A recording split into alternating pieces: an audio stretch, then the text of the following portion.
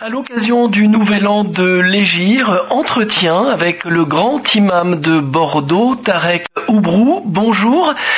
Bonjour. Quelle est la signification de cette fête du Nouvel An de l'Hégire? Tout d'abord, il ne s'agit pas de fête proprement dit, il s'agit d'un début de calendrier qui est de l'ordre d'un calendrier civil, contrairement à ce qu'en pensent beaucoup de musulmans. Ce n'est pas un calendrier religieux.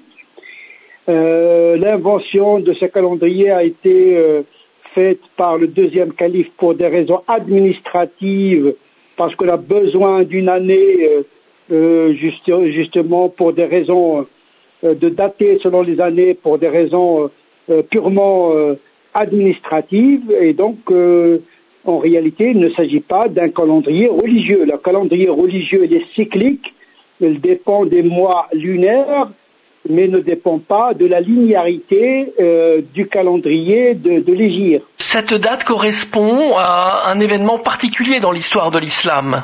Oui, c'était un choix arbitraire.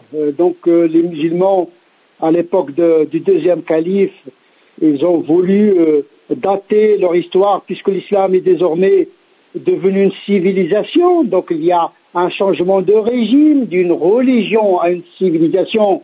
Donc à l'époque du prophète, on n'avait pas besoin de sa calendrier parce qu'on était plus dans un répertoire purement religieux.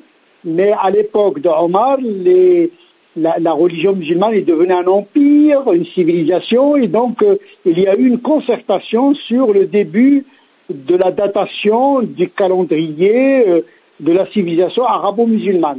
Aujourd'hui, des musulmans fêtent ce nouvel an. Qu'est-ce que vous avez envie de dire aux auditeurs de Radio Orient à cette occasion? Écoutez, il n'y a pas de symbolique particulière de point de vue religieux.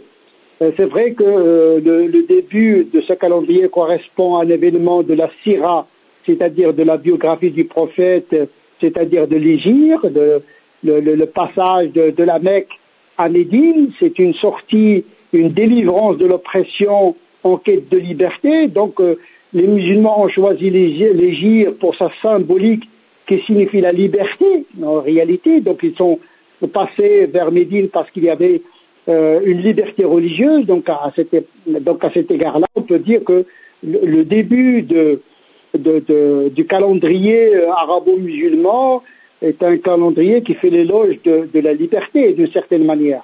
Merci Tarek Oubrou. Je rappelle que vous êtes grand imam de Bordeaux. Merci à vous.